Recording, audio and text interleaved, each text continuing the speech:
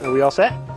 Okay, having a quorum present, I'd like to start the February 28th, 2011 Single Family Design Board. Kathleen, would you call roll, please?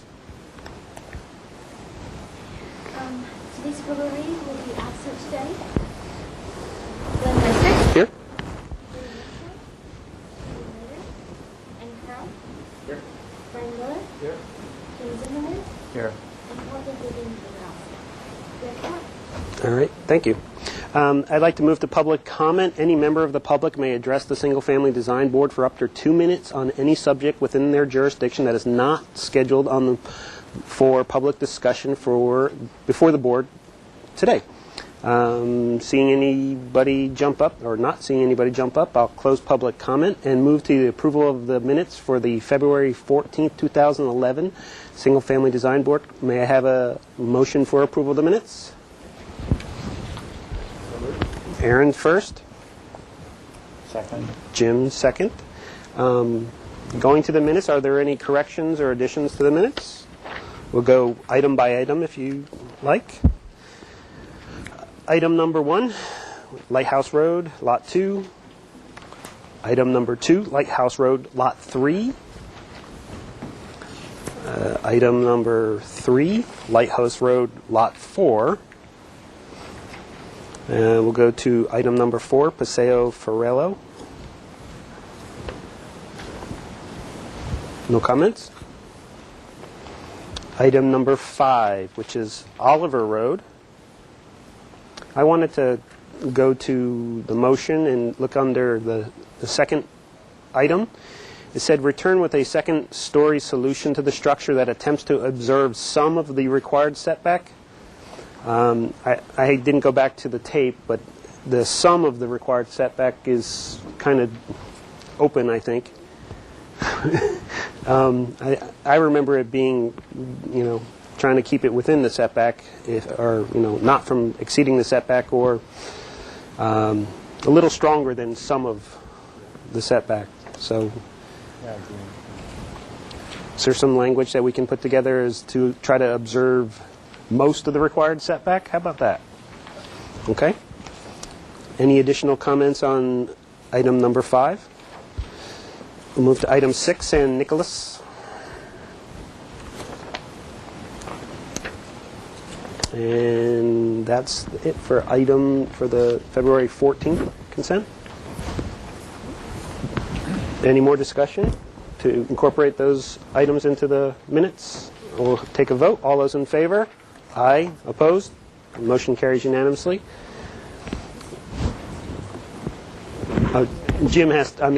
Brian has to abstain. Okay, let's move to the consent calendar for Tuesday, February 22nd. Have a motion for approval of the calendar. Make a motion for approval. Okay, Jim, you first. I'll second. Brian second. And Michelle, would you read the item? Yes, thank you, Mr. Chair. The consent agenda for Tuesday, February 22nd, 2011.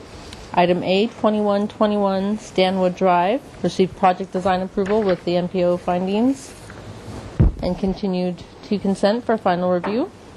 Item B, 1920 Mission Ridge Road, received final approval with conditions. Item C, 856 Willow Glen Road, final approval as submitted. Item D, 762 Westmont Road, project design approval of the landscape plan and continued 1 week for final review with comments. And the items were reviewed by Paul Zink and Aaron Carroll. All right, thank you. That was one of my questions. This was last week. Oh, that was today. Oh, I thought it was today. So last week it was Paul that reviewed it? Okay, so those are correct. Any additional comments? Okay, all those in favor of the minutes as read, say aye. Aye. Opposed? Abstain? Bernie will abstain on that item. So the motion carries. And I'd like to have a motion for the February 28th, 2011 consent calendar for approval. For Aaron's first.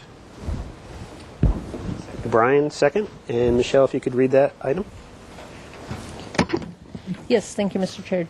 Consent agenda for today, Monday, February 28th, 2011. Item A, 2010 Garden Street, approval of review after final with conditions.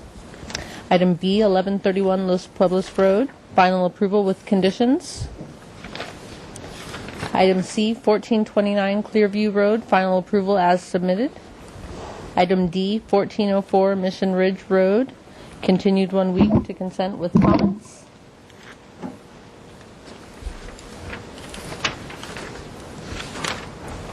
And item E, 762 Westmont Road, final approval of landscaping. Item F, 731 East Anapamu Street, approval of the review after final as submitted. Items reviewed by Brian Miller and Aaron Carroll. All right, thank you. Is there any discussion about those items on the agenda? on the consent agenda? Hearing none, I'd like to take a vote for approval of those comments or those the agenda. All those in favor say aye. Aye. Opposed? Abstain? Motion carries unanimously. I'd like to move to announcements. Any announcements? Yes, Mr. Chair, I do have a couple announcements. Item 2, which was originally scheduled on today's agenda as 221 Oliver Road. The applicant has requested the item be postponed 2 weeks. So all the remaining agenda items will be pushed forward accordingly, which will mean item 2 is now 917 Paseo Ferrello at the approximate time of 3:35.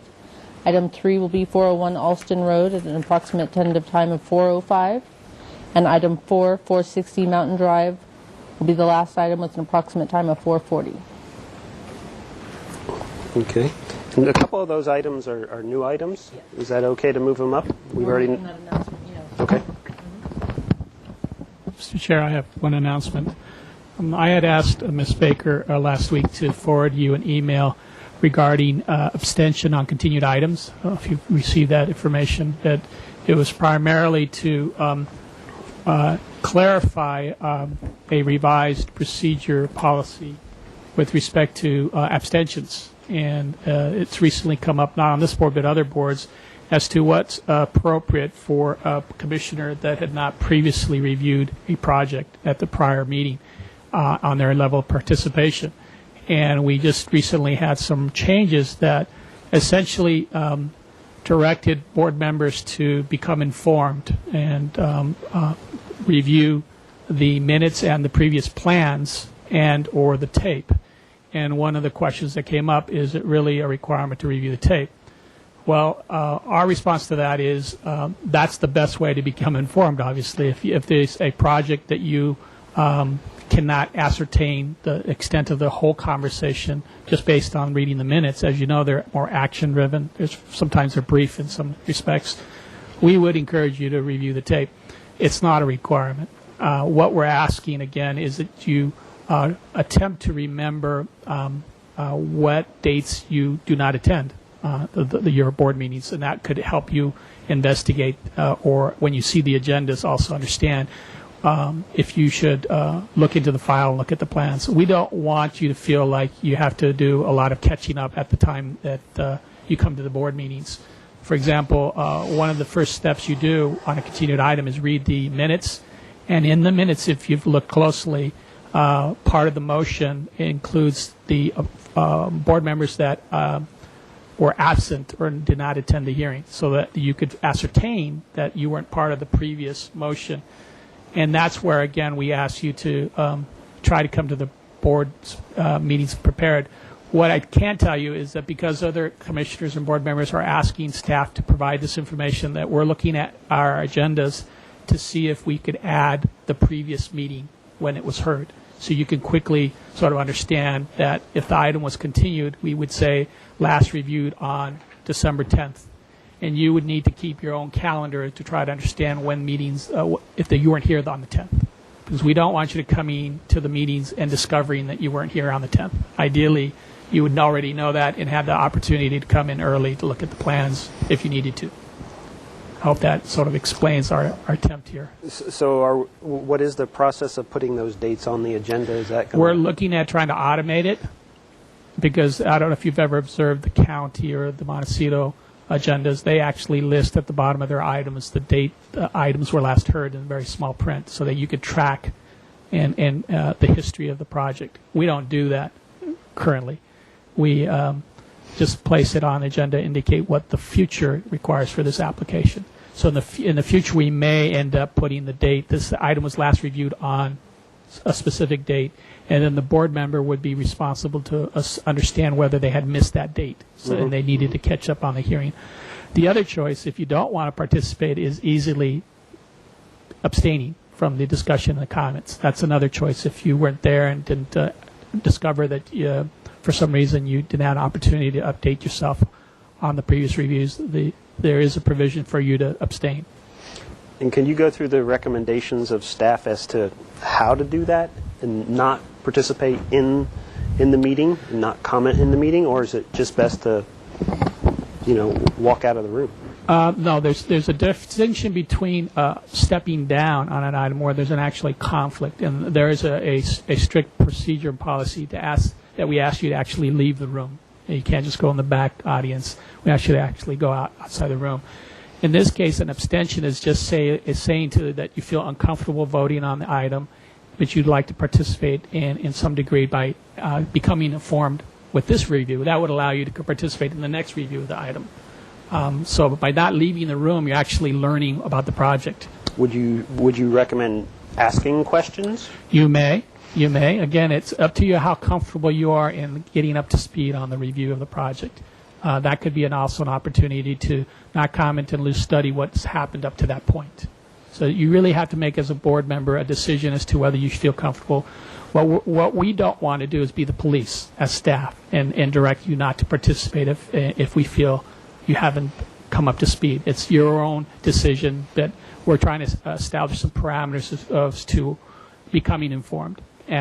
Because what we don't want is an applicant accusing a board member of going backwards on some discussions that were already had, or bringing up a new issue that had already been previously decided. Obviously, that sort of it's also the responsibility of the other board members and the chair to say, no, we've already dealt with that issue. Correct. To try to be consistent and make it a fair process. Okay, great. Do any of the other board members have questions regarding that process or comments? And of course, we're going to put this in your guidelines. We're on the process of updating all the board's guidelines and going into council and officially have them say that these are, in fact, your rules. Okay, thank you. Did you have a question?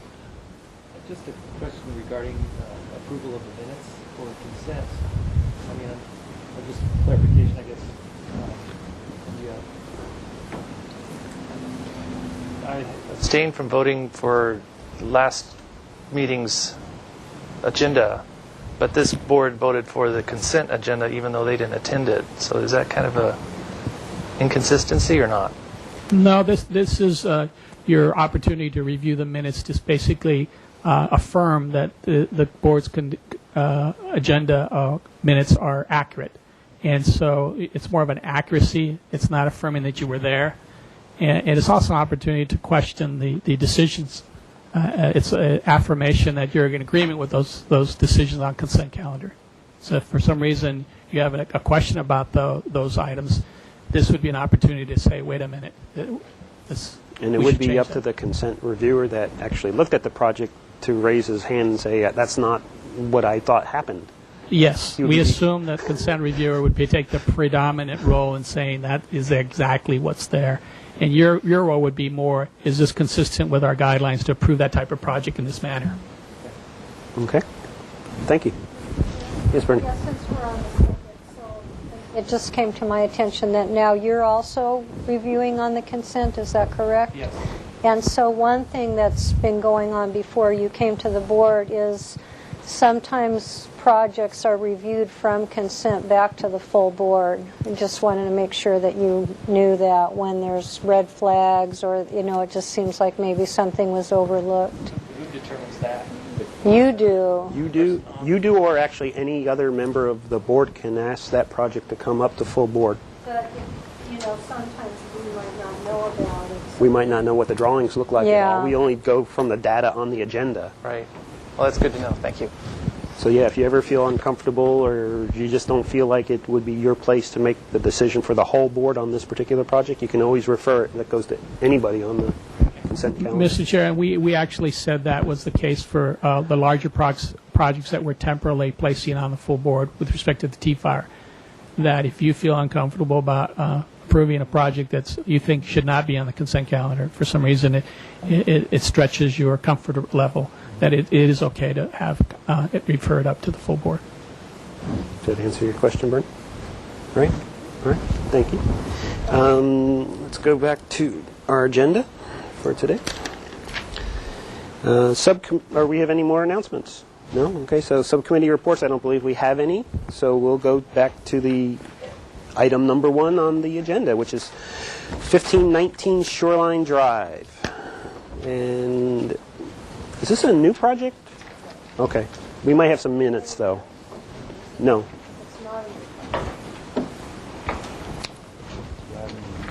We'll get some. You want to read them, Jim, when they come?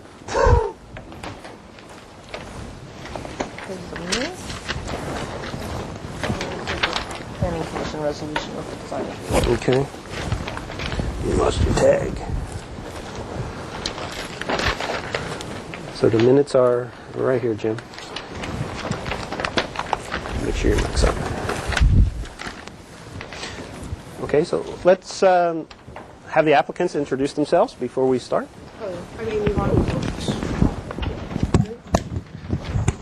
Hello, I'm Amy Von Protz, designer. And my name is David Delory. I'm the contractor that will be doing the project. Welcome, and we're going to read the minutes from the previous meeting before you do your presentation. Jim? Continued indefinitely to Planning Commission for return to full board with comments. The board appreciates the architectural design and finds it an improvement to the existing structure. 2, the board finds that the project will not result in any adverse impacts from the proposed second-story deck. Thank you. And we have a Planning Commission resolution that we'll kind of keep in mind as you do the presentation and evaluate to make sure that we've taken account for that. Your presentation.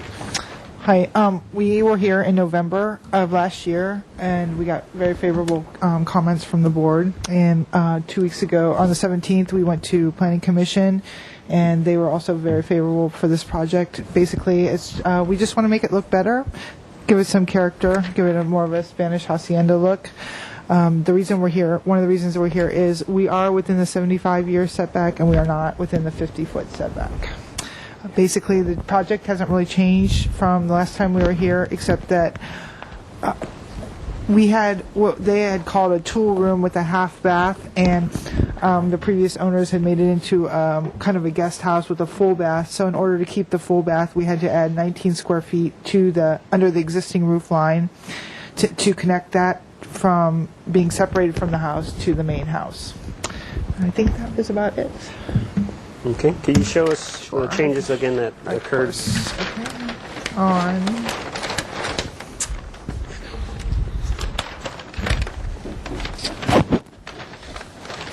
On sheet A3.0, right here it says new hallway from bedroom 3 to the house. We just need to connect that existing kind of guest house to the existing residence. So we made it a bedroom in order to keep the full bath.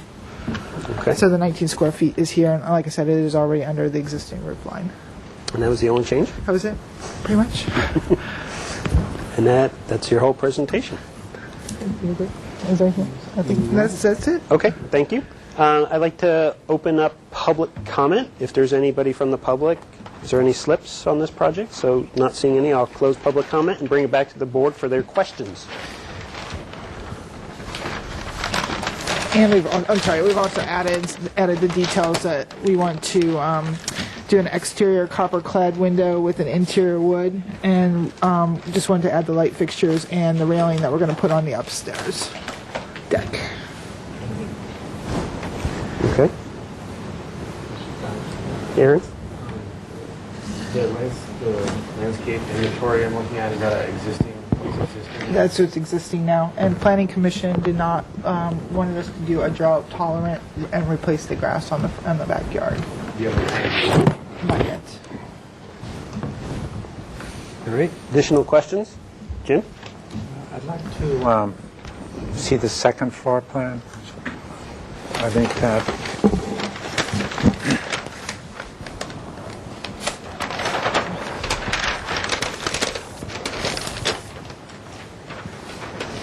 so where's the second floor deck? Right here? The second floor is right here. Oh, okay. And then we're The deck is this area right here that's going to be added. right because this is the above the room from Okay. downstairs. So this is going to be added to The existing. the existing. Correct. That's 303 square feet. It's 180 square feet of deck 180. over the existing room. Yes. Yeah. Okay. Additional questions?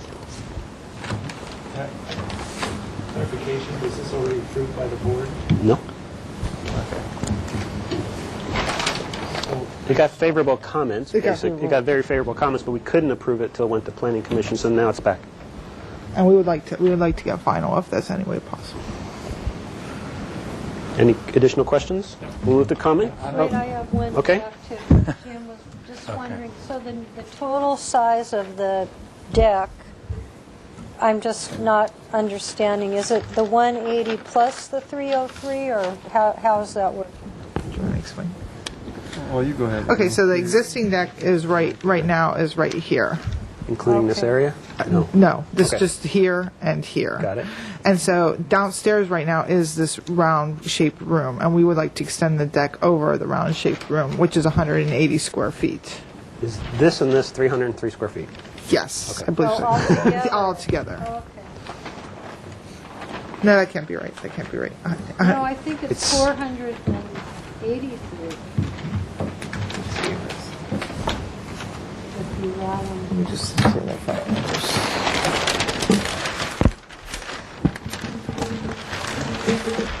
Let's just see what our statistics say.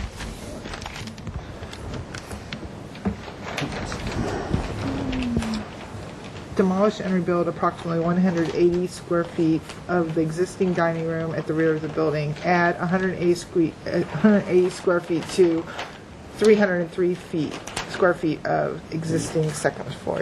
So it's 180 plus 303. Okay. You're right, Bernie, that's exactly what it is. So 483 is the total of the second floor deck right now. Right. Okay.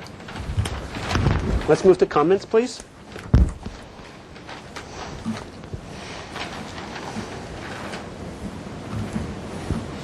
Well, I like the project.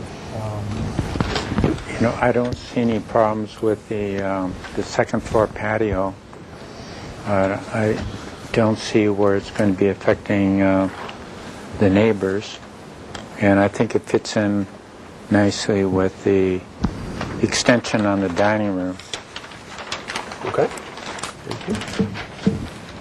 Brian, you have any comments? I think you've done a good job. Thank you.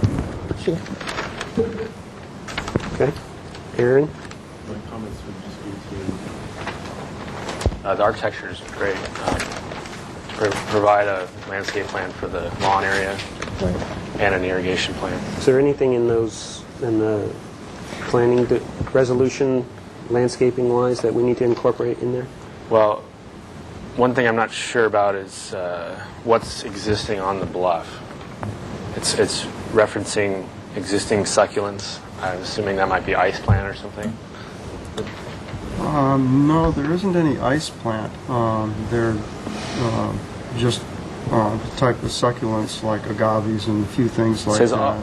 existing succulent plants that add weight to the bluff and contribute to erosion shall be removed in a manner. There is so a jade. There is one jade plant that is out on the bluff. I'm not sure what that is. That's all. It's a I know what jade is. I'm just not sure. I wasn't sure what they were referring to. Okay. So we're going to basically need a landscape plan Yeah, for the addressing those comments. Okay, and then the irrigation plan, they have a highly elaborate irrigation plan out there with everything running. All the downspouts are tied in and everything running off the bluff. So you want to see more than well, if you're, I don't know what you're going to replace the lawn with. Right. Maybe if that changes the irrigation or not. Okay, I understand. I have a question to staff. Do we need to have any tier level water system, stormwater? This is a tier 3 project. And we can't. Do we have storm? Actually, it's not. It's a tier 2, and Allison DeBusk had it. We've always had it as a tier 2, and she said to add a rain barrel, and I think she never came back to change that. But it's always been a tier 2. Okay, well, she established it as a tier 2. Have you satisfied the tier 2 on the plans? We that have, they're and looking at today? in order to get into planning commission, we had to Can you show us? on the tier 2. It's just one of the requirements for us to Sure, find I understand. for approval. Right, we had to add a rainwater barrel was all required for a tier 2. Okay. Thank you. Bernie, any? Yeah, Mr. Comments? Chair, thank you very much, and thank you. Yeah, I think that the project does conform with our design guidelines, but I do have a question for staff, in case anybody out there, or just thinking toward the future of the bluffs in general, what is the definition of the 75-year setback versus the 50-foot setback, and how does all that tie in with our guidelines? On that comment, I'd have to get back to you. I'll ask the case planner to define that a little bit more for you. Okay, because I think that the community should start looking at this stuff because, for example, this project, they call it 77% of the maximum size, I believe. That's the FAR. That's the FAR, but it's important to note that the lot size goes all the way down, correct? Correct. And I just really want people to pay attention to that because these homes that are going from, 3349 to 3368, that's not a big, huge difference. But I just think there should be a sensitivity and an understanding. So if we can get that information about these setbacks and what they all mean, I think that would be helpful. Okay. Thank Bernie, you. the one thing, and correct me if I'm wrong as well, Michelle, both of those are lines that our review board really has no impact on. It's actually a planning issue. So Well, I understand it's a planning issue, but also we're part Sure, of that. sure. So we need to weigh in on that, too. Well, it's more a planning commission action than the design review body. That's what he means by planning.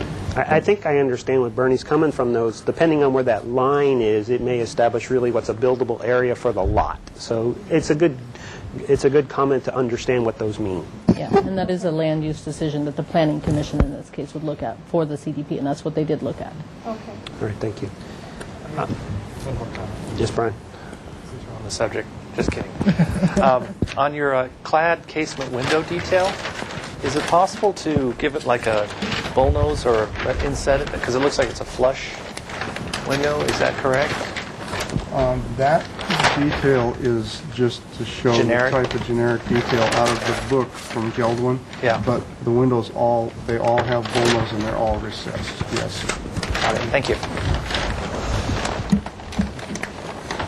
Okay. Now, you made a comment that you would like to get final.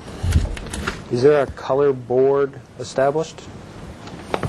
This is the exterior colors. This is the exterior stucco color for the walls. This is the wood color for the exterior, any exterior wood, the eaves, any doors, exterior doors are going to be a rustic, distressed knots, trying to keep the old world theme, the hacienda theme going. And then the wrought iron is going to be black. Okay. So all of the wood items would be stained? Stained, correct. So all the either rafter tails or beams or deck? Deck beams in a rustic fashion, distressed. Okay. Do you have additional roof tiles? No. The roof tiles right now are just a typical red Spanish tile, and that's existing, and we're going to dress up the first and second course with a little bit more authentic look with the mudding and the bird stops, and that's about the extent. It's two-piece tile now? It's S tile right now, and we're going to put two-piece tile on the first, or one. Actually, it's a one. They call it one piece around the perimeter of the edging to give it that effect that it looks like one piece tile. Okay. So this information we probably need either on the set of plans or on a piece of paper that we can put in the file, but we need to know what these colors are. Okay. Okay. We can do that. I think the final, we need a little more better drawings with a few details, Okay. Tell me what details. and possibly come back on consent. Are you replacing all the windows and all the doors in the house? Yes. So I'd like to see, the door and window details. How you're handling it. around the windows themselves. And you're asking, you'd call out a detail for the rafters. I think that'd be good to see that. And the type of railing, is it iron wrought railing or is it aluminum railing? Iron rod. Uh-huh. And then the pattern here, there's a pattern shown, and I'm assuming that one pattern happens in between each of the pilasters or so? Correct. But it would be nice to actually see where they are. Okay.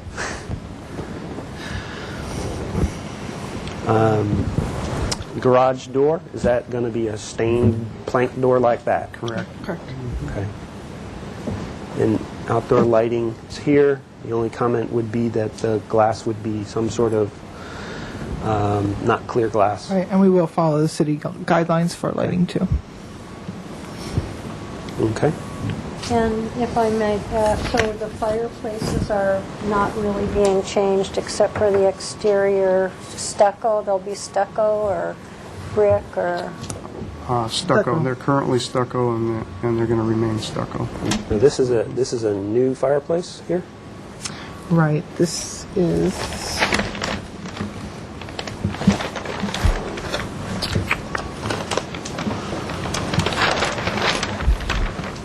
On the second floor deck. Okay. And that's Oh, it's exterior. Is that going to be a gas only? Yes. Yeah. Yeah. Okay. So the shroud at the top or whatever that is, that's just going to be stucco there? The chimney itself will be stucco.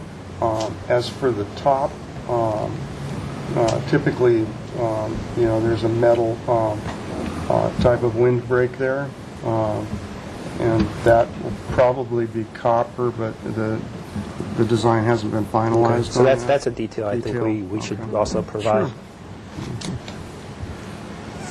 Any additional comments? Karen? Just to kind of clarify on what I'll look for on the irrigation plan Okay, is a flow sensor and a master control valve. That would be helpful for any emergency shutoff purposes. Okay. Okay. A flow sensor senses if there's a break, and then the master valve will shut it off. And then we want to see the water calculations on the plans as well. The annual water use.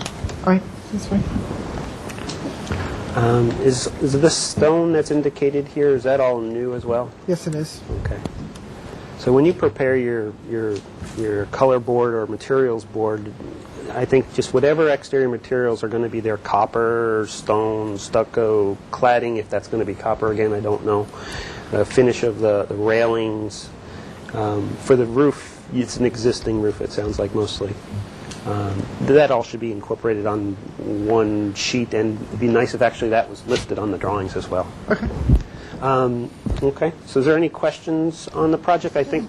Okay. Questions. What type of, is this going to be stone here? Santa Barbara sandstone. Santa Barbara sandstone. And then are you changing anything about the entrance or the driveway access? No. Okay. Mr. Chair, if I just might make a comment. I was just reviewing the Planning Commission resolution and just wanted to remind the board in general and the applicants that the Planning Commission resolution is required to be, you have to show compliance with the Planning Commission resolution prior to this board granting a project design approval. So if those items haven't been completed yet, then this would need to be continued. or Because continue to most consent. of those comments were regarding to the landscaping, that's where we're kind of falling short right now. Okay. Okay. Does that make sense to everybody? So I think what I'm looking for is kind of, Brian, do you have any, you look like you were going to say something else. No, not Okay. Looking for a motion basically saying, I think the project is ready for preliminary, but we can't give you preliminary because the planning commission resolution hasn't been addressed on this set of drawings yet. Okay. The architecture looks fine. So we need to come back to full board again? Is that what you're at? Well, we'll look for a motion. We'll look for Okay. a motion on that. Mr. Chair, I'd like to make a motion that they do come back one more time to full board with the landscaping plan and the materials and the color and the items that Mr. Zimmerman requested, because there's a lot of little things, and I think it would be a good idea to look at them all together one more time. Okay, so that's a motion. Do I hear a second? Second. Okay, so any discussion on that before we vote? We'll see how it votes. To me, I think we have a pretty good understanding of the project. Again, it's mostly detail related and landscape related, which can be handled on the consent level, but we'll see how the motion works. So, any more discussion? Okay, all those in favor of the motion say aye. Aye. All those opposed? Aye. What was that? You can try a different motion. No, I mean, Brian did something, but I'm not sure what he voted for. I agree it should go to consent. Okay, I can amend But I the like motion the then. motion. Yeah, the motion. So let's not, Yeah. the motion's going to fail. Yeah, I do have a comment. I mean, sorry about So that. let's make another motion. Okay. Okay. Go ahead. There you go. I make a motion that this come back to the consent with the following items, that there'll be details called out regarding the windows and the doors, and the also the you were saying the wood, the finials or the rafters. rafter I think, tails. beams. So just the fine details. Okay. Also, Chimney top. the landscaping, landscape plan, and a color board, and have that included on the plans, Okay. and a call out of the garage door. Okay. Is there a second to that motion? I'll second that motion. Okay, Aaron, and comments?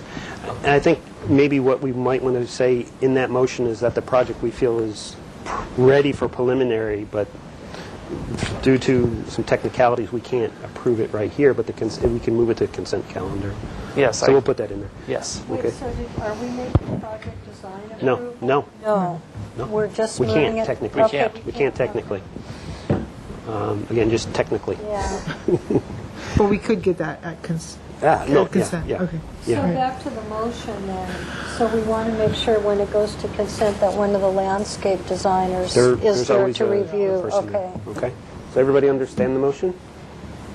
More discussion? Or are we ready to vote? Okay, all those in favor of the motion say aye. Aye. Opposed? Abstained? Motion carries unanimously. So much. So you're going to consent. We didn't designate if, a 2-week or 1-week kind of period. So that was an indefinite continuance? Yeah. So when and you're you ready. can get to consent. I mean, consent meets weekly, so if you submit plans on a Monday, you can be on the following Monday agenda. Just submit when you're ready to submit at the counter, and we'll schedule you for the next available agenda.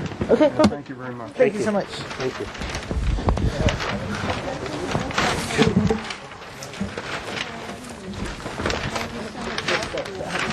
Okay, sure. I saw that. Okay, thank you. Oh, maybe I stole Glenn's. I don't know. No, I'm done. So, Michelle, we're moving to item 3, correctly? Okay, so this is 917 Paseo Ferrelo. We saw this project 2 weeks ago, so we'll have some minutes in a second, and the applicant will be here right now. Because it was on there for 405. And now it's... We already talked with staff about that. So, welcome. If you could introduce yourselves. Dan Weber. Neil DePaula. All right, thank you. And we're going to read the minutes from the previous meeting before the presentation. So, Jim, you have them? Yes. Okay. Number one, the board was not supportive of the design as proposed, as it is too imposing for an addition at a non-conforming setback. Return with a second-story solution to the structure that attempts to observe. Jim, I think you have the wrong one right now. So let's read these comments. That's your other project, right? Sorry for the. A majority of the board found the garage design style acceptable. However, the applicant is to return with several design scheme solutions which provide a setback from the property line. Number 2, provide more information on the development of the site at the driveway egress and proposed terracing and a tentative planting plan. Thank you. And if you could do your presentation, please. Sure. Show you how you address those comments. Good afternoon, members of the board. I'm Neil DePaula, the property owner. I think the most important thing that we took away from the last hearing was really the need to go back and meet with our neighbors to really better understand their concerns about the project as proposed, and to do whatever we could to help mitigate any concerns they had and change the project. Now, it being so early in the concept, it's easy to make those changes. So what we did in true Santa Barbara spirit is invited them over for drinks and wine and dessert at the house, and had a chance to get to know them a bit. Miss Cavallero and her sister grew up in the house next door.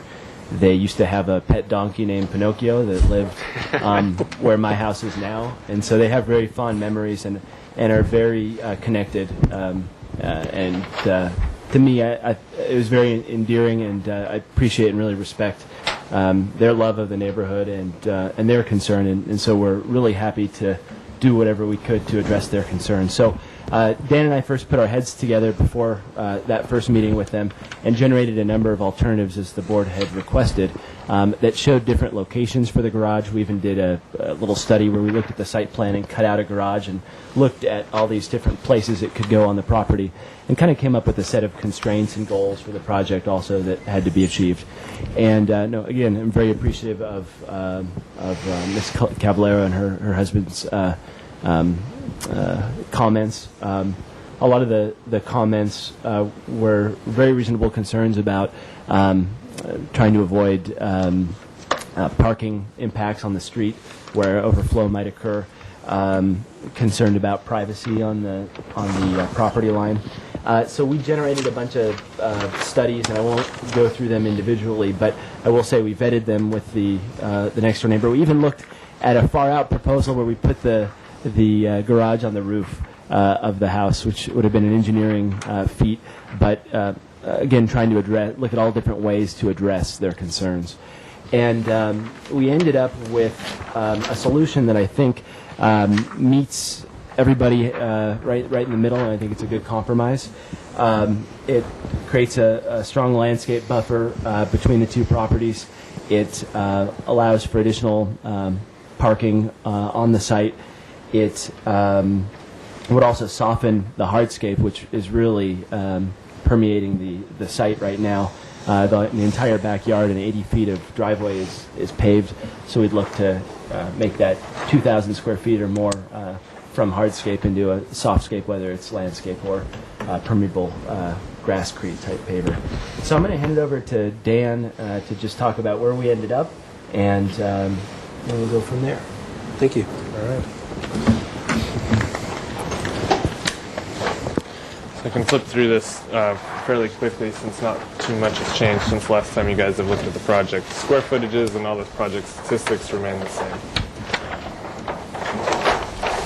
I don't think you guys, you don't need to, let me know if anybody needs a reorientation.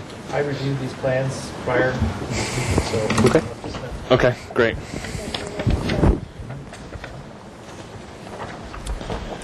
Okay, we looked at the photos of the driveway that's going down the steep grade and the parking area in the back of the house, but I added another sheet of photos for you guys so that you could get a little bit more familiar with the site, because I realized there were some things that were left out that we didn't show as thoroughly as I'd like to. So you can see a photograph of the front of the house looking towards the property that's hidden back behind the trees down below the street, and you can see the neighbor to the east's house right here. This is a better photograph I found looking down the driveway that shows the proximity of the two houses and shows the paving which goes from the edge of the subject property to the wall, the stone wall that's on the property line without any landscaping. This is the area that we'd really like to add some significant opportunities to add a landscape buffer. This photograph shows if you're standing, and remember that the entryway has this big covered porch over it. If you're standing right outside, right there on the patio, and you look to the east towards the neighbor's house, this is the main entry to the house as it exists today. You have to walk down the driveway and then turn on the slope and walk down these steep steps between the two houses. Yeah, exactly, right there. Okay. And that's, this is of course, what we want to remedy. This big covered thing we want to take off to let some more natural light, reduce the apparent mass and scale of the house. If you're standing up on the second story, which is, since it's an upside down house, it's actually the main story, the street level story, looking towards the backyard, you see the driveway turnaround, and it leaves some leftover corners of lawn area.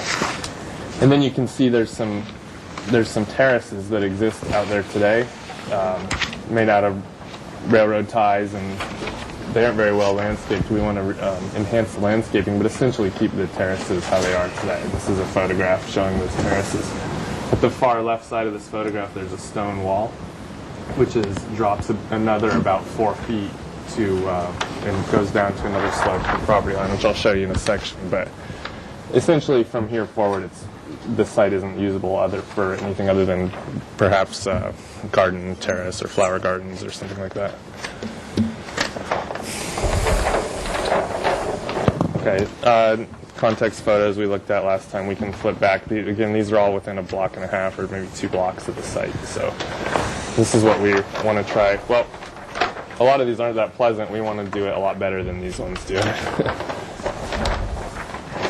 Okay, since I wanted to really illustrate this clearly, what is out there today, so I prepared a site plan showing the existing conditions.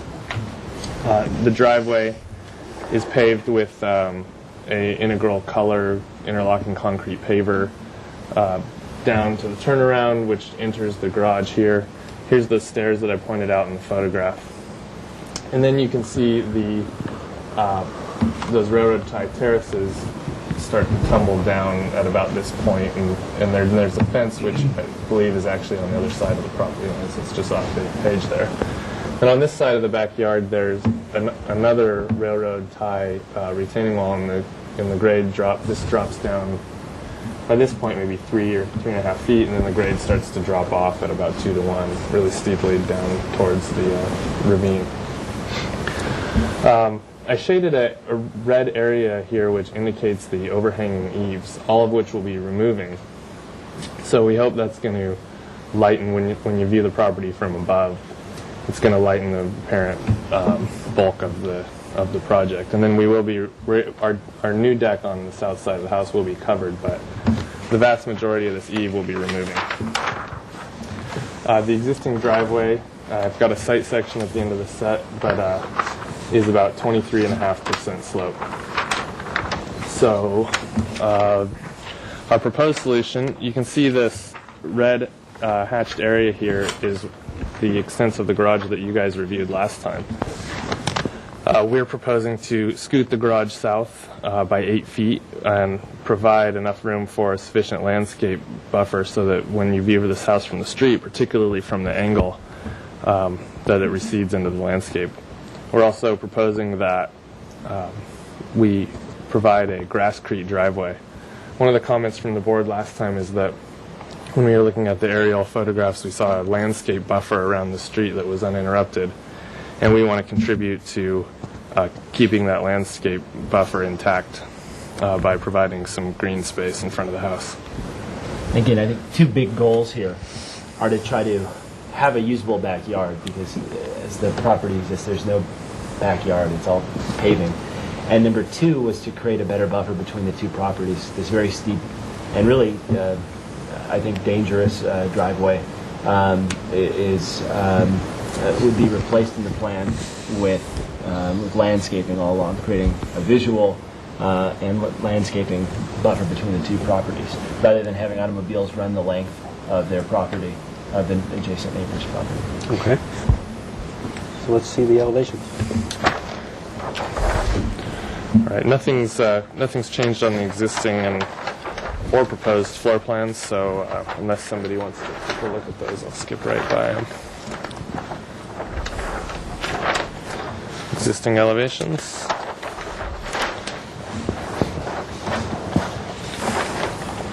Okay, so as viewed from the street, the garage, we lowered the plate height of the garage by a foot, so we're going to try to make this a minimal 8 foot with 1 foot of structure and a flat roof, gravel stop roof. And then by pushing it back by 8 feet, we were able to generate enough slope to actually drop the floor level of the garage by a foot as well. So we brought the overall height of the garage down by 2 feet, and it allows us enough room to have some plants that soften the corners and some trees. Of course, we still have to make sure that we comply with the lines of sight for making it safe to back out. But it does let the garage recede in the landscape a bit. Last time you guys saw this, we had proposed a weathered steel garage door, and in an effort to be a little bit more consistent with the tradition of the romantic Riviera-style garage doors, we're going to propose a clear finish wood garage door. On the sides, you can see again, just very simply, 8 feet back and 2 feet less in height, providing enough room for landscape on the east and the west elevations. Other than that, the design remains pretty much the same that you saw it. I'm actually really happy. I think these are really good suggestions, and I think it'll be a better project for having a little bit of landscape buffer.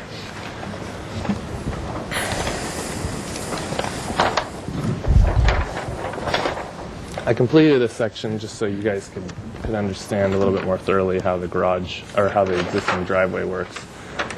And I think I showed you in that photograph, in order to enter the front of the house, you have to walk down the middle of the driveway before you peel off to the steps. And I did map on here, this is a 23.5% slope.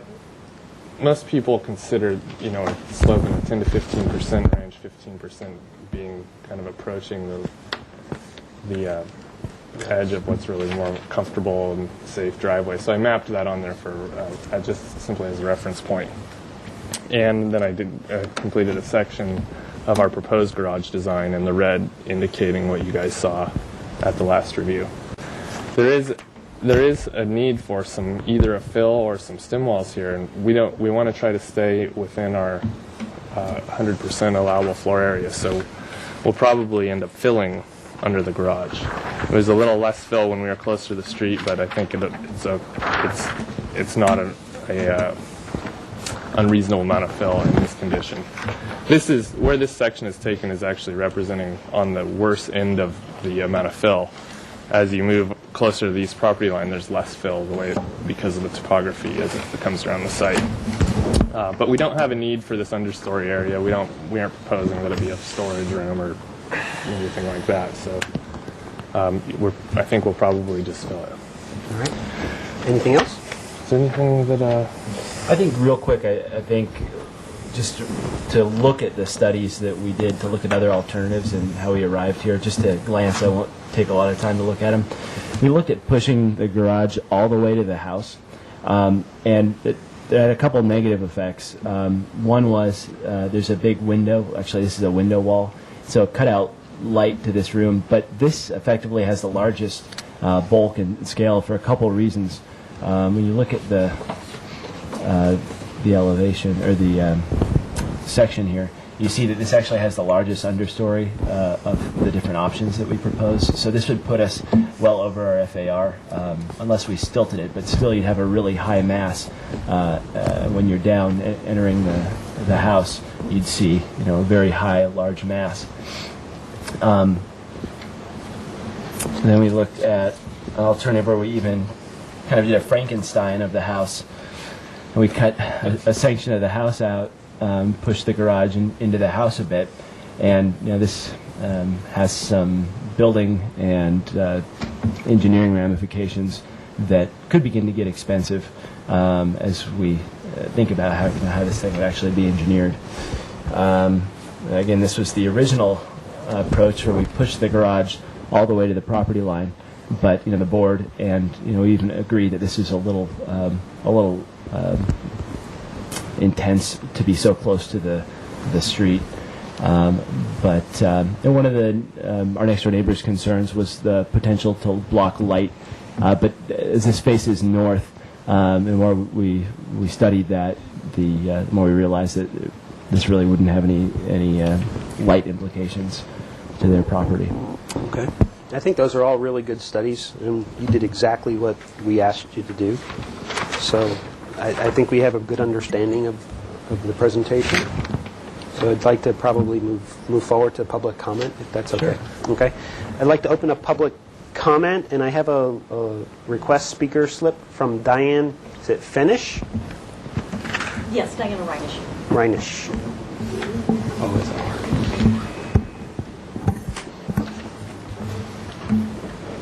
Welcome. Thank you. My name is Diana Cavallero Reinish, and my sister and I are co-owners of the property right next door at 911 Paseo Forello. And I'm speaking on her behalf as well. She spoke last meeting, and I'm here to represent the two of us. Our first preference for the placement of the garage continues to be at the base of the driveway. And I know that you asked Mr. DiPaolo to come up with some alternatives, which he did, but neither of those alternatives were at the base of the driveway because, well, of the reasons that they have shared. And he graciously met with my sister and her husband in order to discuss their alternatives. And then yesterday we met again so that I could be involved as well. And I have prepared comments. However, unless I'm missing something, Neil, what I'm seeing here is not what I saw yesterday. The watercolors, I believe, that you shared with us, you just shared briefly, are the ones that we talked about. And what you had shared is that this garage would be placed very close to the house. In fact, there would just be, I think you pushed it up right against the house, and then you said, well, gosh, we probably should leave a little bit of room for light. And that would also allow for 2 parking spots in the driveway as well as an additional parking spot. And I guess I'm not seeing that. Is that, I'm missing something? Address, we'll ask that. Okay, okay. This just has to work that way. I guess what I would like to say is that what we saw yesterday we could support with some conditions, and so I would like to see that particular plan again.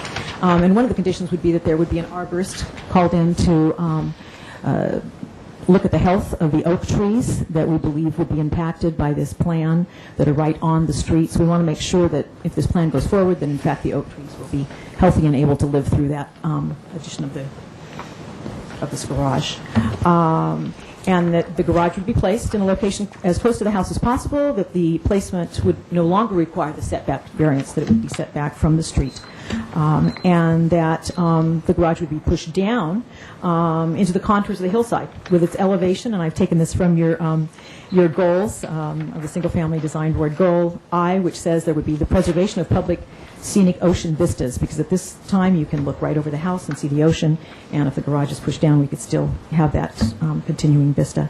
We need to wrap Okay. up. Yeah, I only have And about 2 minutes. Okay. All right, thank you. That's it. Thank you for your comments. And I have another speaker slip, Bruce Belfon. Is that correct? Del Fiore. Welcome. Yes, hello. I'm also representing the Cavalleros. I'm Gloria Cavallero's husband, and I'm very confused because we just had a conversation an hour and a half ago with Neil DiPaolo in which we talked about a plan that has not been presented or even discussed at all. So I think we'd have to say that with the plan as it is now, we'd have to oppose it. And right now it does not allow for any off-street parking at all. You'll notice that, in fact, the garage that he showed has a motorcycle inside and a car. And right now there's already a motorcycle and 3 cars that are going to, that are at the house itself. So that's all I have to say right now. But we have to say that we are totally opposed as next-door neighbors to the plan as it stands. All right, thank you. Is there any additional public comment? Not seeing any, I'll close public comment and bring it back to the board for their questions. The one question I think is kind of obvious is, this plan was not shared with the neighbor? Yesterday, we were looking at these studies. This one and this one. And the meeting didn't end with a solution. Earlier today, we got a phone call from them saying that they could support a hybrid here, and this was the approach that we'd already that Dan had already drawn up. This approach, which pushes the garage back 12 feet from the public from the curb, ostensibly pushing the garage down 2 feet and back significantly from what was proposed before. So we didn't come to a solution yesterday. We came to a solution in the last hour or two. I think the biggest concern, and if I take the liberty, is that there's not additional impact to the street. And this solution allows for 2 parking spaces that are covered in the garage and another 2 out in front, even though that's not allowed, which is a concession on our part. It won't be used for parking, but parking could occur there if somebody wanted to be a lawbreaker. In addition, the Cavalieros have asked that we integrate another 5th parking space into the plan. That again wouldn't be permissible under the existing zoning, but we would leave a pad that would be landscaped with a grasscrete that would allow us to get that extra car there. So we completely. I think it is a misunderstanding because Bruce came in a little bit late before we'd started a little bit after we'd started the presentation. But we plan to abide by all the conditions that they've asked us to adhere to. But as of the last hour, we weren't able to integrate all of those conditions into the plan. Okay, so that answers the question. Thank you. Is there additional questions? Yes, Aaron? Do you have a South elevation of the garage? No, we haven't developed that at this point. Okay. And the north elevation of the residence as well? Right. The north elevation is if you flip back to the existing, remains essentially the same mass, although we'll be taking the eaves and the covered This porch whole off. area is being... We're taking the lid off of that, to allow more natural light and to reduce the general bulkiness of the building when viewed from above. Additional questions? Has there been... There was a comment last or 2 weeks ago about development back here, a terrace or something. Yeah, we're essentially all we're proposing to do is remove the paving and give this back to yard area. There'll be a covered terrace which is under the second-story deck, just patio space for put a couple of deck chairs, and other than that, we're just proposing Landscaping. Okay. Yeah. So we aren't proposing any new significant hardscape or any structures back there. We want to have a place where kids and dogs can spill out and not be in the middle of the driveway. Okay. Additional comments or questions? I'm sorry. I'm sorry if I might. I wanted to point out the open yard area is mapped on here, which we aren't able to comply to in the current condition. But after we remove the driveway, we will be able to comply to the open yard area requirements. Okay, Brian. Yeah, I just have, what's the siding on the house right now? As it exists today, the second story is covered in a composite wood side. It's not T111, but it's something that has the So what are you proposing? feeling of T111, and then the lower story is stucco. We're proposing to do a new skim coat over the lower story to do an integral color smooth stucco finish, and we're proposing to do a corrugated pre-finished flat metal siding on the upper story. Okay. Additional questions? Bernie? Okay, thank you. Did you have a question? Well, I just have a suggestion. Let's wait for comments. Okay, let's see, my 2 questions are, one is, could you, this is for the architect, for Dan, clarify, you said something and I wrote down, I didn't understand it, want to stay within our 100% something? FAR. Oh, yeah, the FAR. Right now, the proposed project is at about 94% of the maximum allowable floor area.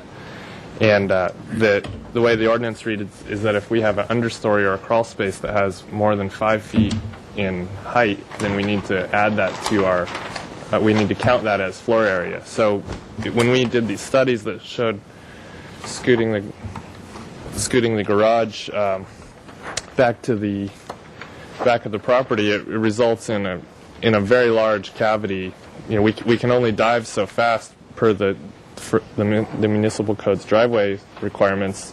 So even if we dive as aggressively as we can, we still have a very large understory underneath the garage location that's above 5 feet. So that would push us over the allowable floor area requirements unless we filled this all with dirt, which is a... Yeah, so the two options would be to fill it with dirt and it wouldn't be space, or keep it open and consider it part of the FAR calculation.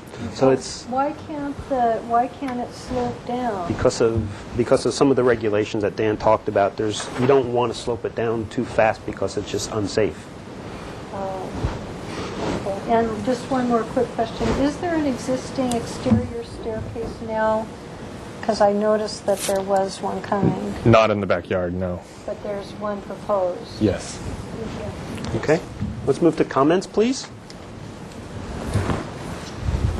Probably our comments should pertain specifically to how does the board feel with the position of the garage and taking into account some of the neighbors' comments as well.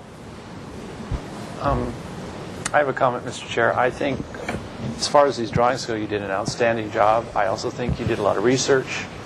I appreciate all the surrounding photographs you took of your neighborhood. It gives us a very good feel of what you're going. And I think you're kind of caught between a rock and a hard place because the style of this house is so unlike everything in that neighborhood. So you're kind of stuck with what you've got. And I'm thinking, I don't know, but the proposal of your new garage doesn't match the neighborhood at all, yet it perfectly matches the house. So somehow the garage has to, it's a very severe, specific style. It's the internationalist style. I think it's popularized by Walter Gropius or somebody, but that's not Santa Barbara. But you are doing exactly what you should do in terms of it matching your existing house, in which you did an outstanding job. So I don't know how you... Brian, the comments sort of from the last meeting was that the board generally found the design style acceptable. Yeah. It wasn't necessarily, yes, we love it all, but Yeah. we found it acceptable. Yeah. So I think that we gave the applicant direction that the style was okay, we just didn't necessarily like how it was located on the site. Right Yeah, and I think that's kind of where the neighbors are coming to. That's why they're real sensitive about that. Yeah. But I think your solution is very good. I really do.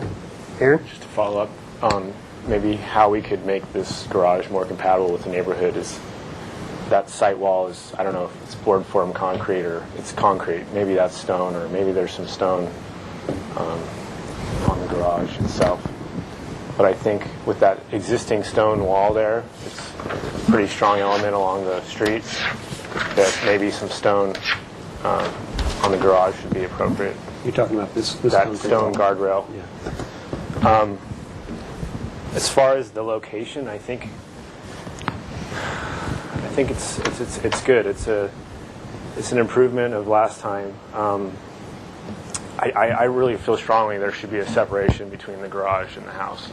I think having landscaping between the two masses is pretty critical.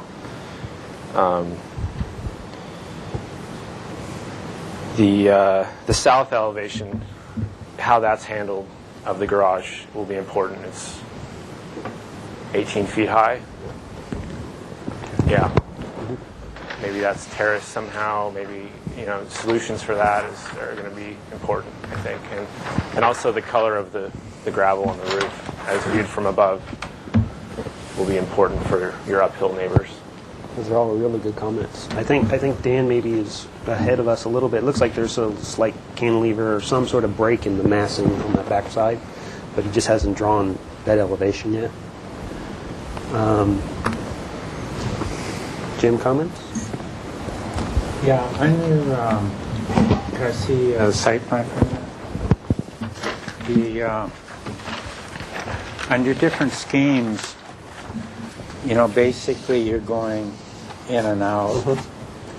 And this area here is what the neighbors object to, and not enough buffer.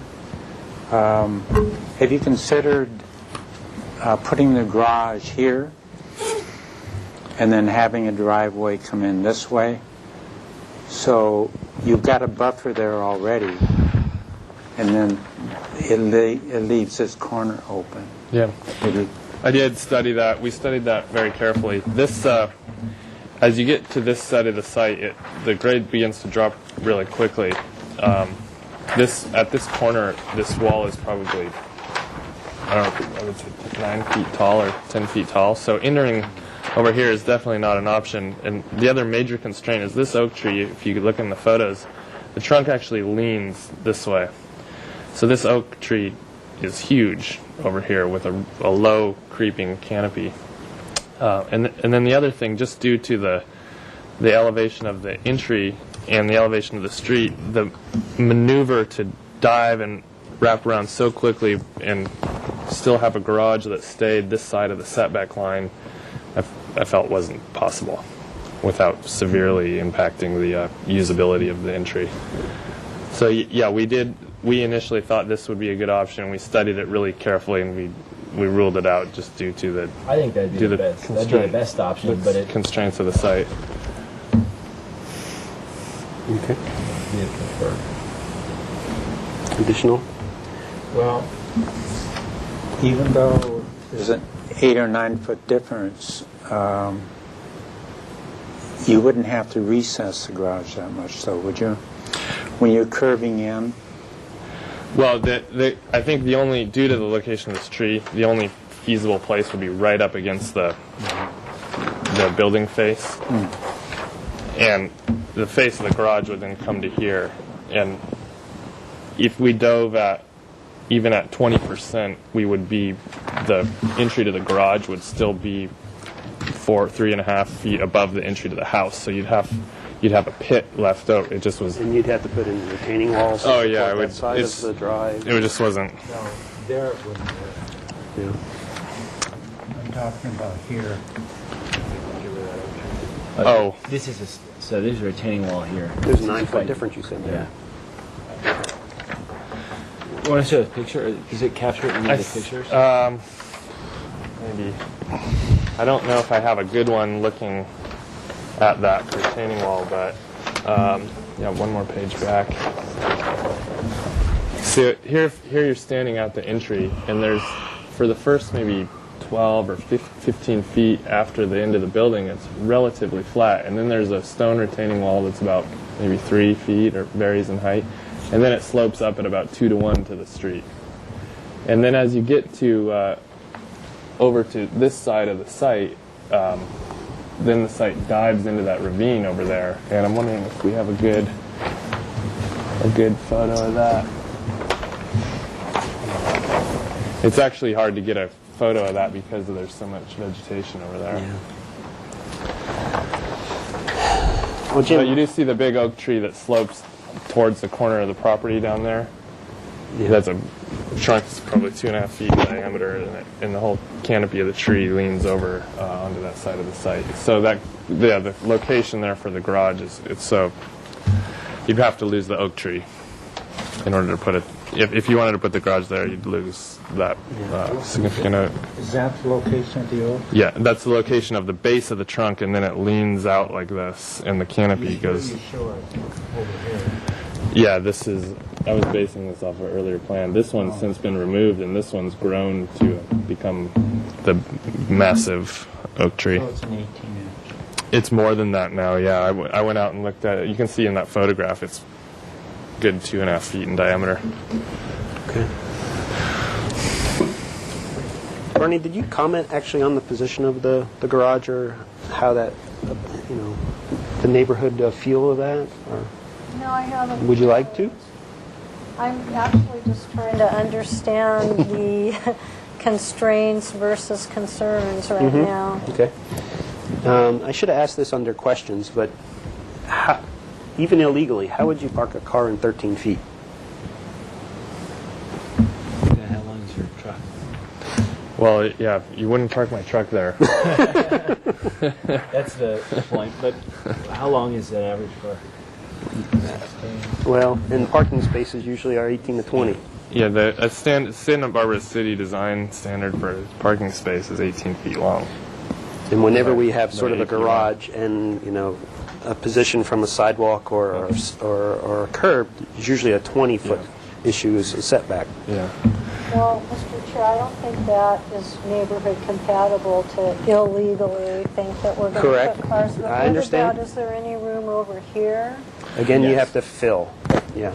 Yes, I mean, this is where the existing driveway is, and the neighbors have suggested, and I think it's a great suggestion, that we allow, maybe push the landscaping back a little bit and put some tall shrubs this side of the property, and this becomes a flex landscaping space.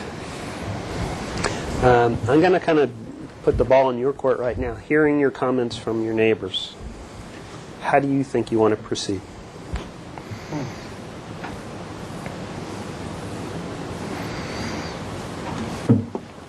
Well, I think we're at the concept level here.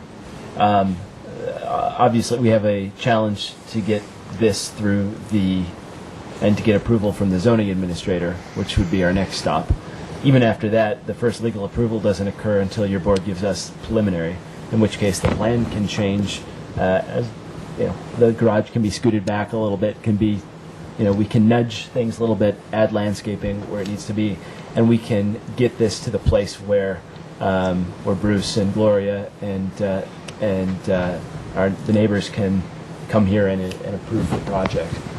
But this plan wasn't finished as of our meeting, and we hadn't come to a conclusion as of our meeting yesterday. But they've come up with, as I mentioned, a list of conditions that I think we can absolutely meet, and we should be able to nudge the garage back a little bit to a place that everyone's comfortable with it, and there could be that flex space in front of the garage as well for additional parking. So the one thing I don't want to do is give our comments based on a plan that's going to change if you're going to go to the zoning administrator and then change the plan later.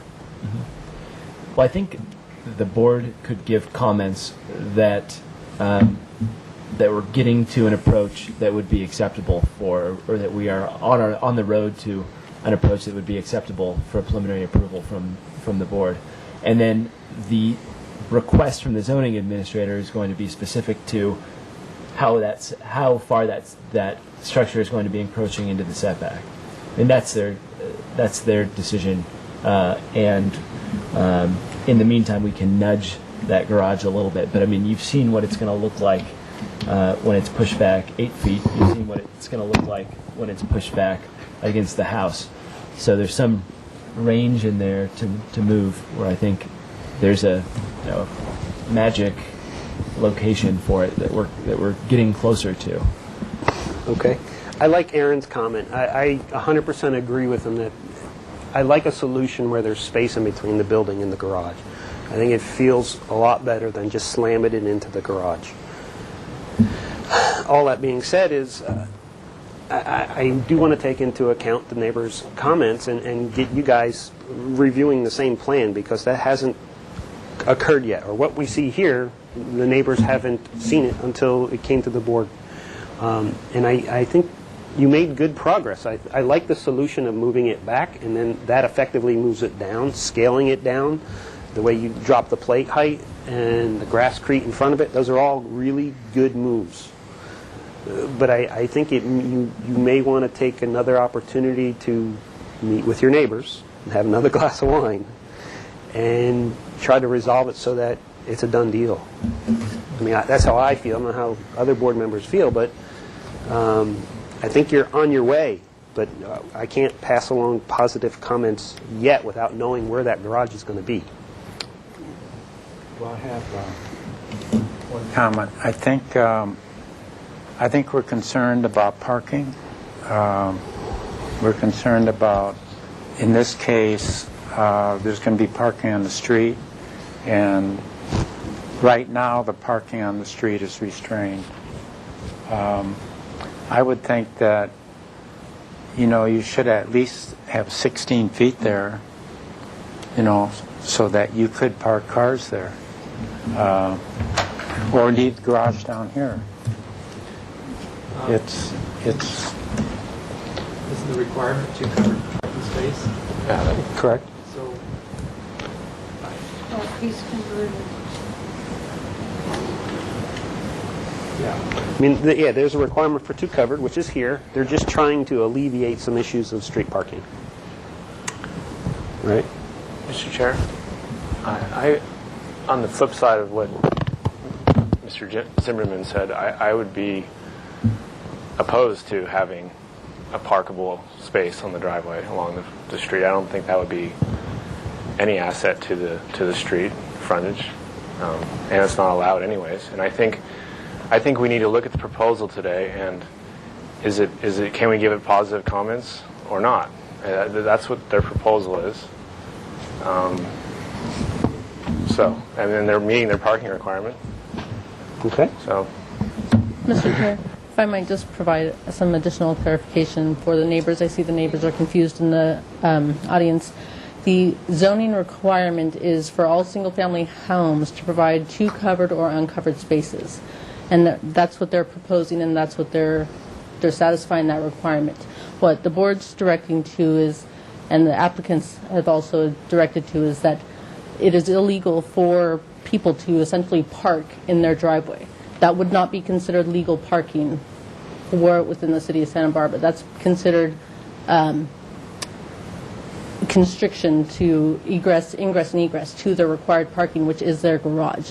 So even if I understand your concerns regarding trying to alleviate the street parking, but the city would not approve a set of plans that provided parking in the driveway in addition to the required parking or anywhere else in their front setback or remaining front yard. That's the way the zoning is interpreted.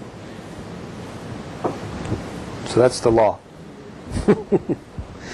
I think Aaron's comments are good too, that we need to just look at this plan and give comments on this plan. So we can't make an approval on this set because it would have to go through the modification process. Is anybody willing to put together a motion on this project? Mr. Chair, if I might just jump in real quickly too, more of a heads up to the applicants. Even if the project does tweak a little bit of foot here and there too, what you'd want to do, the board could present positive comments and continue it to the staff hearing officer, but ideally once you get, if you get that approval by the staff hearing officer, you wouldn't want to change it after you get that approval. That's the land use approval by the zoning, for the zoning encroachment in the setback. If you made a change once that was approved by the staff hearing officer, then you'd have to look at getting a substantial conformance determination. So you have wiggle room between now and then, but not after the staff hearing officer. That's why I wanted to see if you wanted to come back with any modifications to the location prior to going to the... Well, there's another clarification too. We're not in charge of views either, right? Exactly, yes. This board is not directed to protect the neighbors' private views of ocean. The board looks at the protection of neighbors' private views. Okay. It's not our view. Yeah, I don't think there was a big issue about views that was brought up, actually. Okay. So is anybody willing to put some comments I would together? object to creepy people sitting outside my house and looking at the view.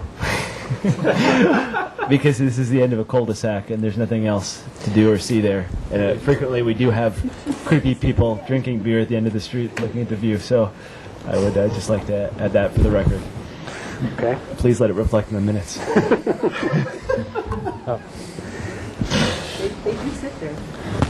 If I would also be able to add, I mean, yeah, I think this is our proposed plan. We'd appreciate your comments on this plan, but it's also very helpful to have comments that said I would be supportive of 16 feet, if not 13 feet, and things like that are will really help us tune this up. Aaron, I think you're the strongest one on understanding this project and understanding what probably wants to be there. I mean, it's a streetscape sort of thing. It's a landscaping approach from that cul-de-sac. Would you be willing to make some comments and a motion for this project? Sure. First of all, I'd like to give positive comments to the staff hearing officer. First of all, I'd like to strongly encourage you to keep working with the neighbors as far as the magic placement, as you put it. It might shift a foot here, a foot there, but generally speaking, I think the board's supportive of the placement of the garage and the drop in plate height. We'd want to see a south elevation of the garage, the north elevation of the house. and a north elevation of the house. Carry on the comments about the landscape plan on the side yard from the previous meeting. Possibly incorporate some stone along the streetscape.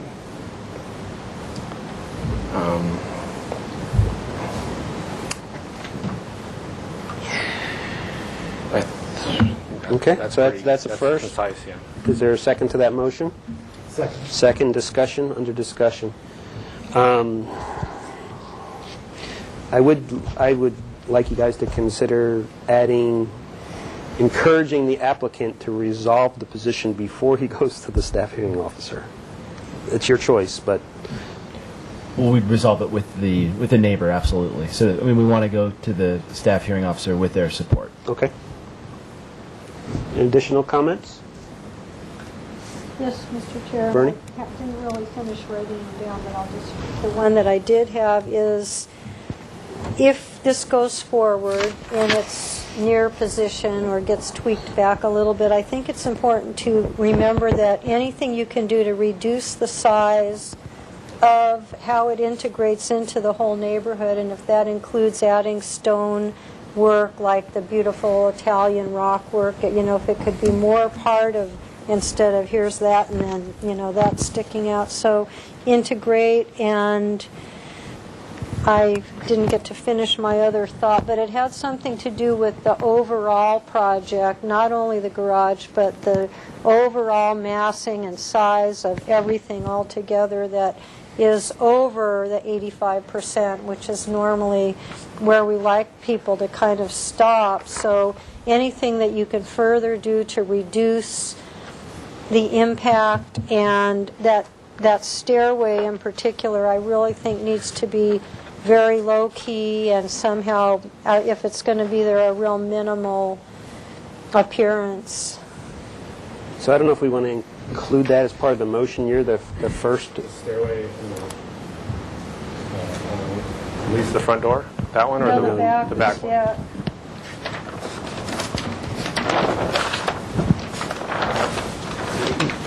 Bernie, the way I look at this is almost a stair that you can't see. Well, that's good.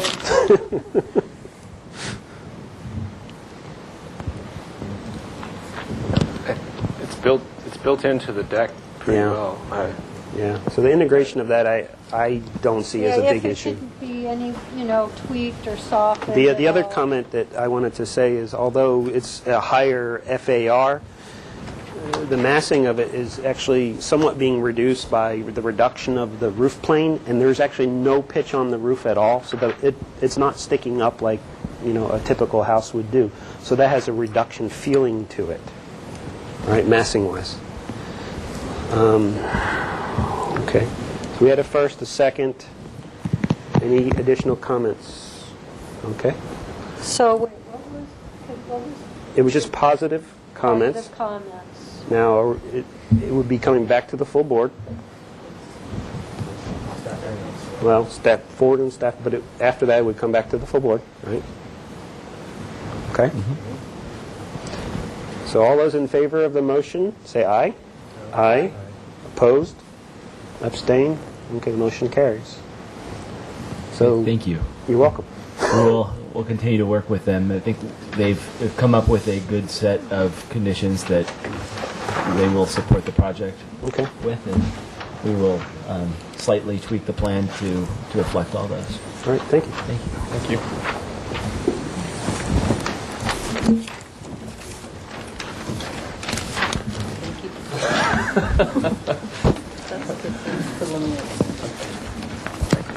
I was just going to get that and give it to you.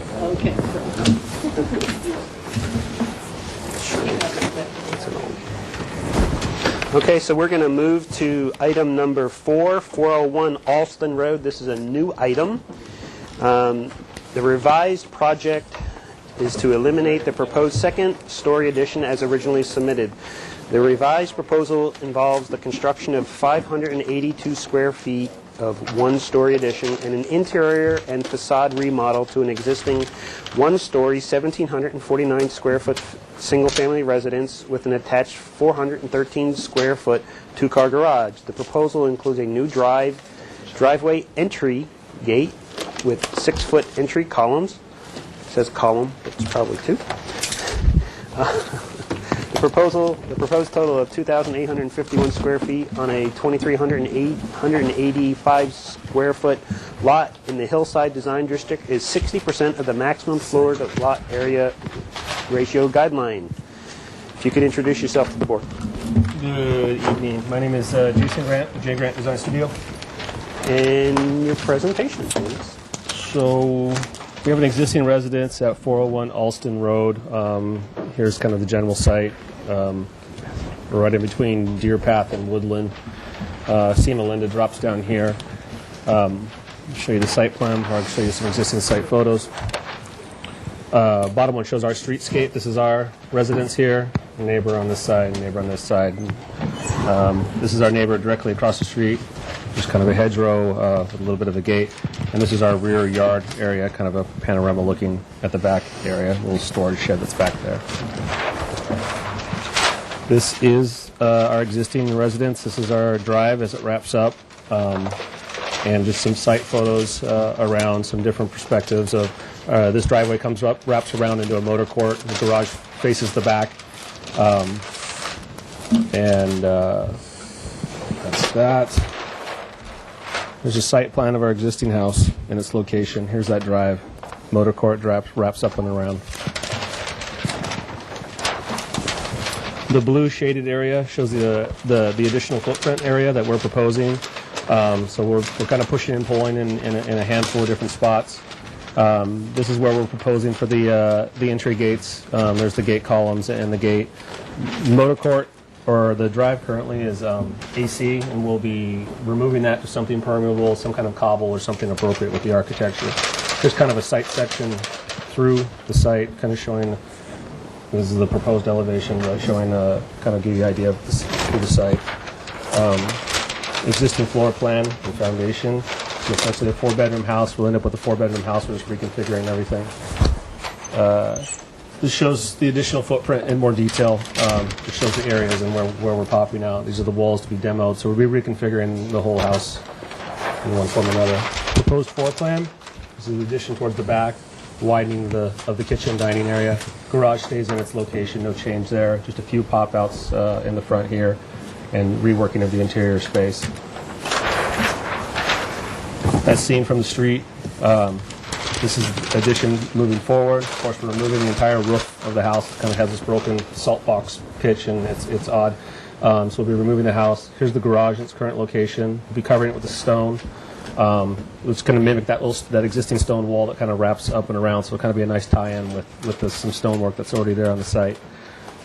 This is as seen from the back. The garage, once again, in the same location. Do a set of carriage doors as opposed to the one door.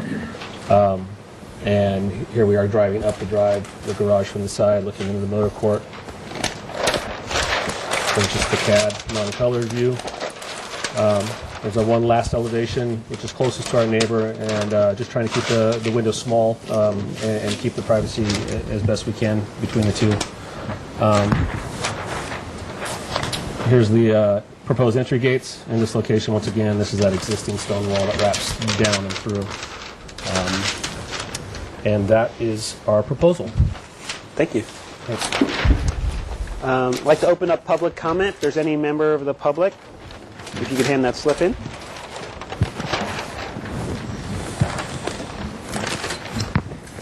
Welcome, and announce your name, please. Yes. My name is June Sochel, S-O-C-H-E-L. Okay. There you still have to fill it out. Okay. Thank you. I live at 835 Woodland Drive. So as I walk out my back patio, my back patio and backyard faces the property that's in question. And I guess I have just two concerns. One, seeing the plans, and I think they really look beautiful. I'm wondering how tall that roof is on the garage, if that's substantially taller than the roof that is there now. And then the second question I have is respect to, and this is just the gate that you're going to put up. Alston Road is really a busy street. And if you're coming from Eucalyptus Hill down Alston Road, you've got to turn in across the oncoming traffic. So that driveway, wherever you put the gate, there's got to be enough room for a car to sit in front of that gate. Otherwise, you're out into the street. And so I wasn't quite sure where the gate was going to go, right. and thought that I would just mention that to We'll ask the panel. all of those questions. So that was it. Thank you very much. And if you could fill out your slip and turn it in when you're done. Is there any other public comment for this project? Not seeing any, I'll close public comment and bring it back to the board for their questions. What's the roof material on the existing house? It's like I want to say it's a concrete shingle of some form. And what is the proposed roof shingle? It'll be slate. Slate? Yes. Okay. And then what was the roof pitch prior? It's kind of a salt box, so we got a little bit of everything. We got a 5.5 on one side, and then it kicks down to a 4.5 on another side, and then a couple of the projections coming out actually come in at 6 and 12 into the. So to answer the neighbor's questions. I can't give you the exact answer right now. I will say it is taller, but it's slate too. And it is prettier. I will say that it's 2.5 feet higher than it is right now. And I'll get you an absolute answer. I'm sorry that I just don't have the info right in front of me, but it is higher. But it will be pretty. And while you're here, just so that you know, the gates are recessed, it looks like 40 feet from the road at least. We're keeping them back in. We're very concerned about the traffic, and we know how everybody drives so incredibly fast on Alston Road there. Okay. Thank you. So thank you. Questions from the board? Yes, Bernie. Why are we seeing this project? It's a hillside project, and the roof is higher than 17 feet. It's higher than 17 feet. And did we get the number of what that tallest part of the roof was? The tallest part of the roof is 21.2. I'm sorry, I just didn't dimension, of course, that garage. I was concerned about the highest. Is there a section through the building, or is this a cathedral space, or is that attic? It's a cathedral space. Those are clear story windows in that great room. Okay.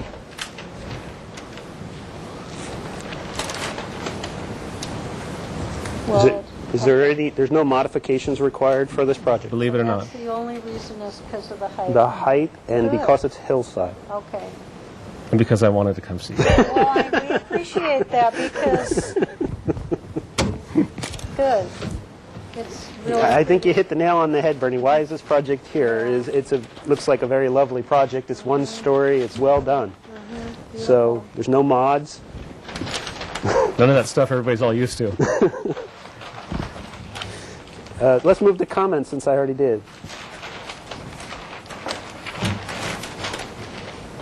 I think it's a really nice design. I think the height is such that it doesn't, cause any problems. What kind of stone are you using there? Is it sandstone? Or? It'll be of a sandstone material. Of course, it'll be a stone veneer, but it will be a Santa Barbara sandstone. We have some sandstone that's going down. If budget allows, obviously we want real cut stone, but those things come out in the wash. But back to those photos, there's kind of an existing sandstone wall that's working its way up the side of the drive. Sorry. Oh, here, right here. And so we want to keep, we want it to look, related to that. It may not be exact, but we want it to look like that. So short answer, Santa Barbara sandstone. Aaron, is there any site issues that you've seen? You've taken the driveway and make it into a permeable drive. There's no trees. Pretty big motor court, but it's existing that big, so it's permeable. Maybe if you could reduce it a little bit on it with your new driveway. Yeah, and we were actually, the addition is taking up a bit of the existing motor court. The motor court actually goes all the way over here now, so terribly big. Yeah, so we're stealing a bit of. I mean, you need enough to get in and around, but I understand what you're saying. Okay. Additional comments or a motion? I have one more comment. Yes, Bernie? I think it would be really good if you could meet with your neighbors if you haven't already And, you know, people don't like to be surprised, and it looks like it's something that if they understand it, they could support it and be happy with it. Yeah, and just to let you know, I did send out a packet, and I have met with one neighbor, the one directly across the street, and got positive comments, and spoke with another on the phone. I haven't gotten any feedback from others, but we'll definitely keep that in mind, and we'll keep working. Yeah, we'll keep working through that. I'd say it's a really excellent design, and I think it's an improvement to the neighborhood. I think it'll definitely upgrade it. Thanks. How about a motion then? It's ready for an action. I guess I'll make the motion.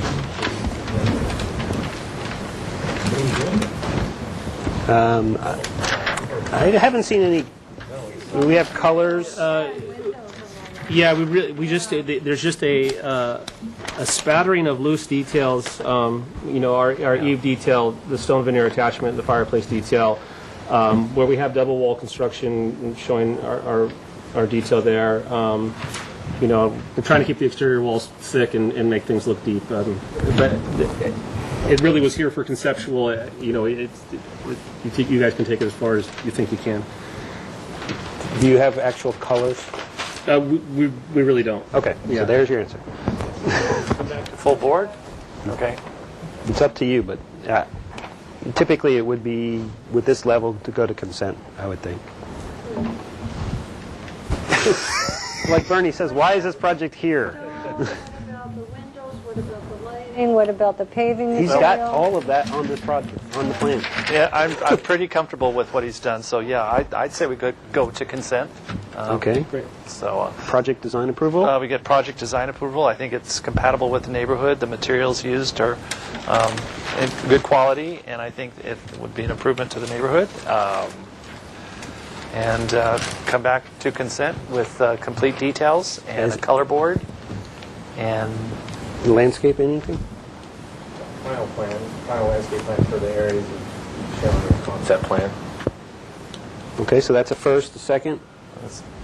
Second, add landscape. Yeah, add landscaping. Do we need to make compatibility? Well, he sort of did. Yeah. Yeah. I sort of did. Making MPO findings. Yeah, the MPO, there was compatible. Okay. Materials were good. So any other additional comments to that motion or discussion of that motion? I think it's an excellent project, so I'm very comfortable with it going to consent. Yep. Okay. So let's take a vote. All those in favor? Aye. Opposed? Abstain? Thank you. How dare you? So announce a 10-day appeal period. And we'll see you on consent at some point. Thank you so much. Thank you. I'll leave you that one since we looked at it. Let's do this one. Okay. So we're going to move to item number 5, 460 Mountain Drive.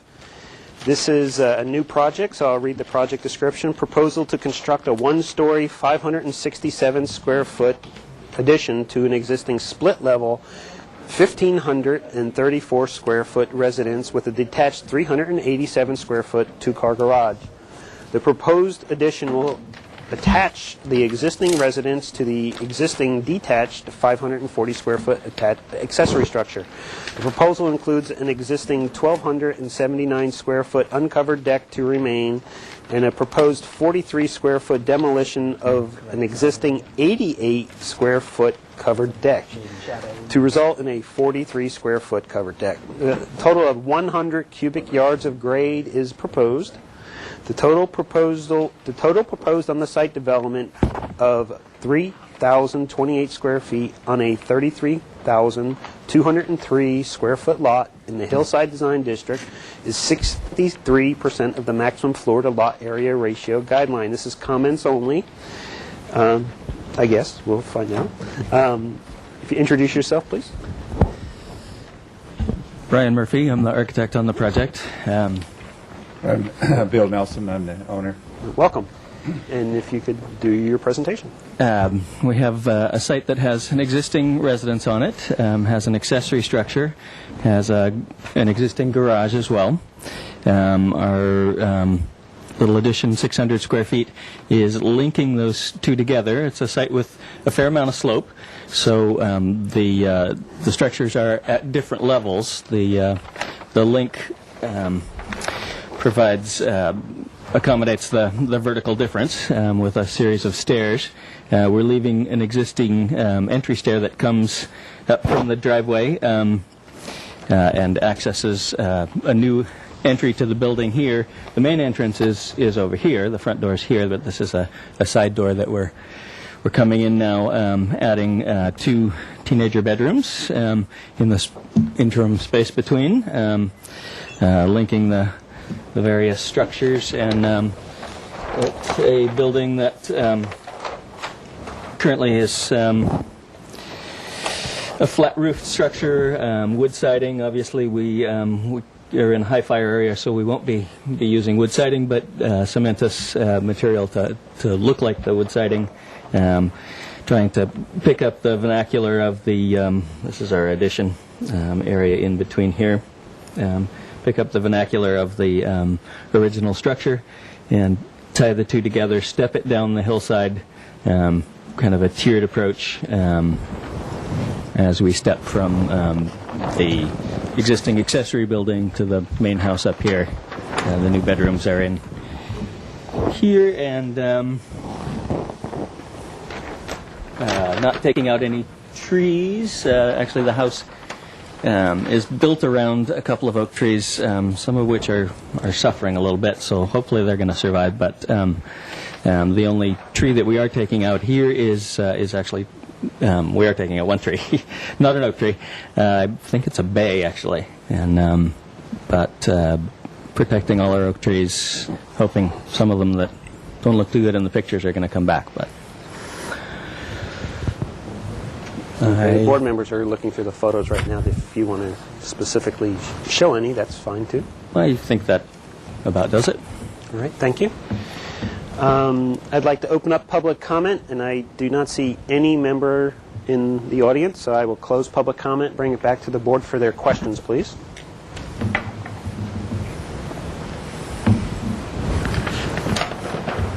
There's no mod required on this project? No. Okay. Existing structure. It's right on the setback? Well, it has some existing non-conforming areas, but our additions on the setback, yes.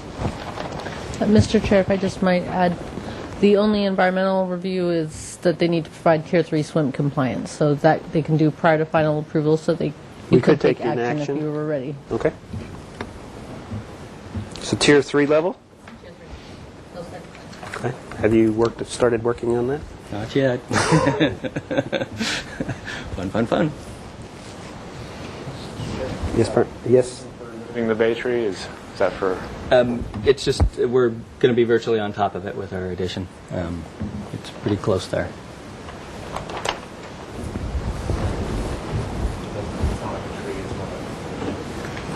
We can find it in the photos if you want. I'll show it to you. It's this little guy right.